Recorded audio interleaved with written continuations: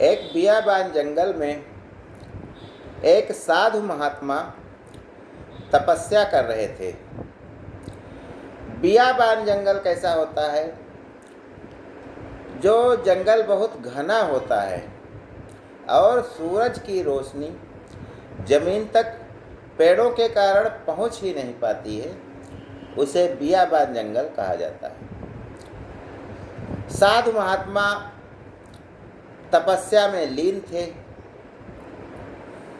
उन्होंने अचानक अपनी आंखें खोली तो देखते क्या हैं, उनके सामने 4 सुंदर कन्याएं खड़ी हुई थीं। साधु महात्मा ने पहले सोचा कि हो सकता है कि इंद्र ने उनकी तपस्या से घबरा कर कोई अप्सराएं भेजी हों, लेकिन उन्होंने सोचा कि उनकी तपस्या तो अभी थोड़े दिन की ही है, ऐसे में वह ऑप्शन तो नहीं हो सकता। तब उन्होंने उन लड़कियों से उनका परिचय पूछा। तो आइए ज्ञान गंगा के इस 3 पत्ती कार्यक्रम में इस कहानी को हम जानते हैं कि कौन थी वे 4 कन्याएं। पहली बोली कि मैं बुद्धि हूँ जो आपके मस्तिष्क में रहती हूँ। दूसरी लड़की ने बोला कि मैं लज्जा हूँ जो आपकी आँखों में रहती हूँ। तीसरी से जब साधु महात्मा ने परिचय पूछा तो उसने कहा कि मैं दया हूँ जो आपके हृदय में रहती हूँ। और चौथी बालिका ने कहा कि मैं शक्ति हूँ जो आपके सारे शरीर में रहती हूँ। चारों ने बताया कि मैं आपके साथ ही रहती हूँ। साधु महात्मा ने कहा कि लेकिन मैं वो नहीं हूँ, मैं तो उससे कुछ अलग हूँ। और उन्होंने फिर से आंखें बंद कर ली अपनी। इसके उपरांत जब साधु महात्मा ने दोबारा आंखें खोली तो उनके सामने 4 सुंदर युवक खड़े थे। अब महात्मा को फिर जिज्ञासा हुई कि ये कौन है। परिचय पूछा गया कि आप लोग कौन हैं और कहाँ निवास करते हैं। तो चारों युवकों ने कहा कि मैं आपके साथ ही रहता हूँ और आपके शरीर में ही रहता हूँ। महात्मा ने पहले युवक से पूछा कि बताइए आप कहाँ रहते हैं, कौन हैं। तो पहले युवक ने बताया कि मैं क्रोध हूँ और आपके मस्तिष्क में रहता हूँ। साधु महात्मा ने कहा कि मस्तिष्क में तो बुद्धि रहती है। तब क्रोध ने कहा कि जब मैं आ जाता हूँ तो बुद्धि मस्तिष्क को छोड़ करके अलग हट जाती है या चली जाती है।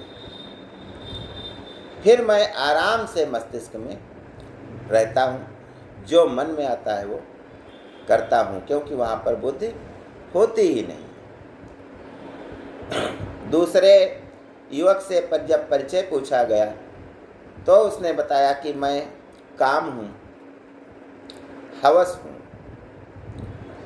और मैं आपकी आँखों में रहता हूँ। महात्मा ने कहा आँखों में तो लज्जा रहती है।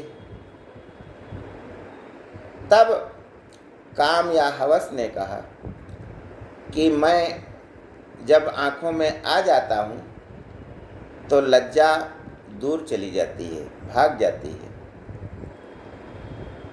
जिसके कारण मुझे लज्जा दिखाई ही नहीं देती है और मैं आँखों में निवास करके माँ, बहन, पत्नी आदि का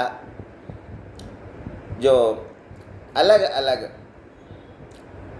रिश्ते हैं उनको भी भुला देता।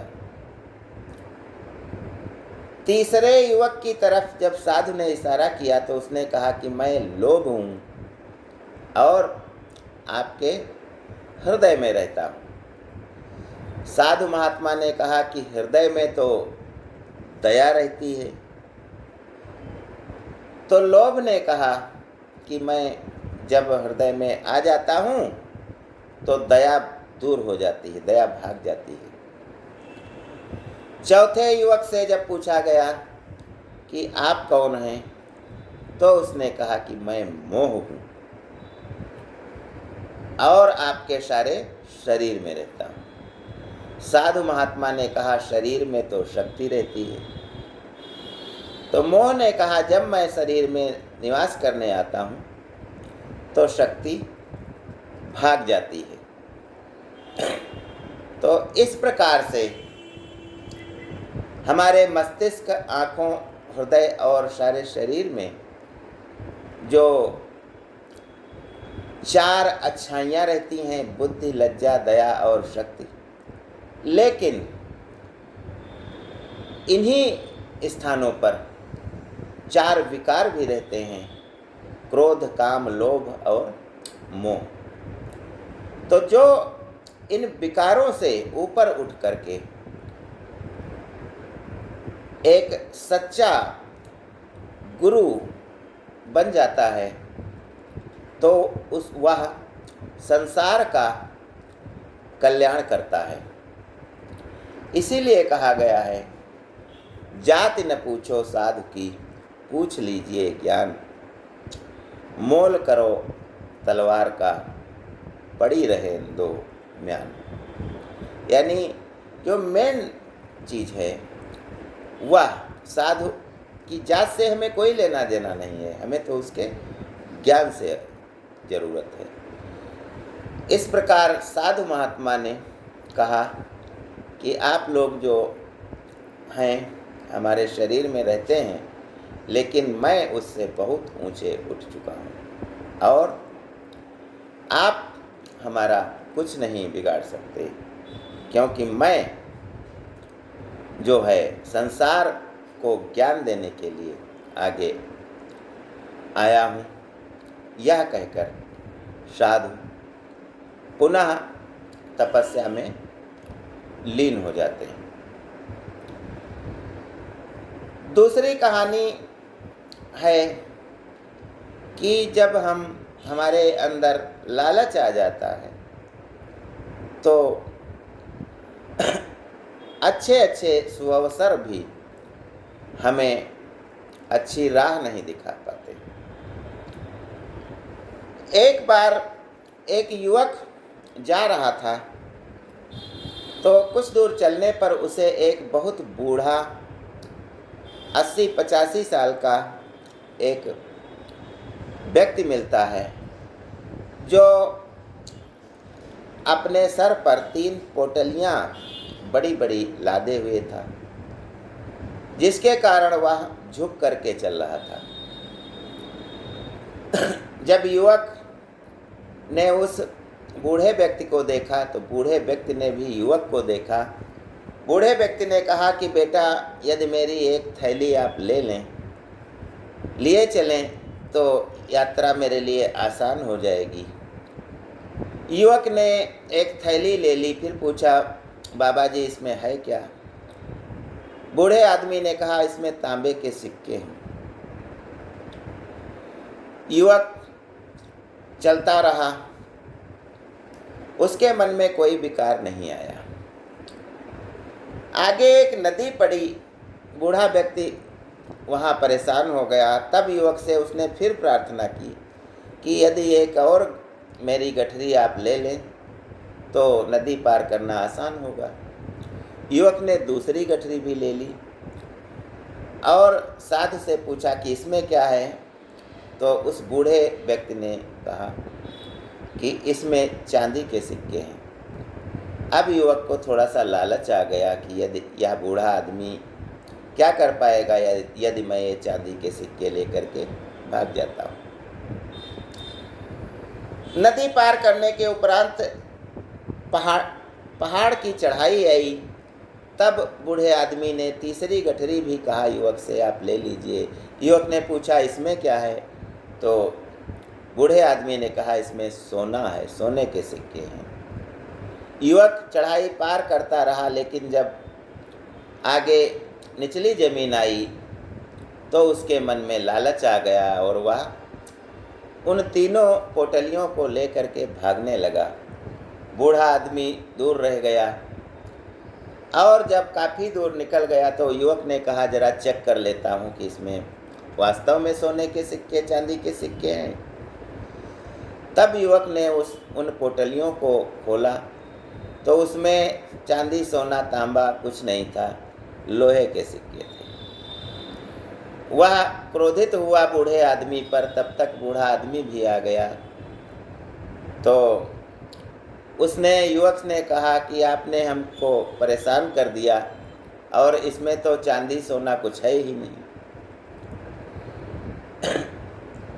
बूढ़े आदमी ने कहा आपके मन में विकार आ गया था,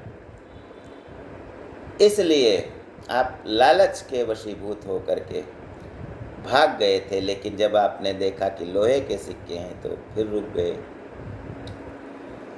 मैं पड़ोस में एक राज्य है, वहाँ का राजा हूँ। मैं अपने राज्य के लिए एक उत्तराधिकारी की तलाश कर रहा था, जिसके कारण मैं आपकी परीक्षा ले रहा था, क्योंकि मेरे कोई लड़के नहीं हैं और मैं अपना राज्य किसे दूं, इसके लिए मैं तलाश कर रहा था, लेकिन आप तो फेल हो गए। युवक ने सर पीट लिया, क्योंकि लालच के कारण उसने राजा होने जैसी एक बहुत बड़े पद को लालच के कारण वह उसे छोड़ चुका था। ज्ञान गंगा में बस आज इतना ही। जय हिंद, जय भारत।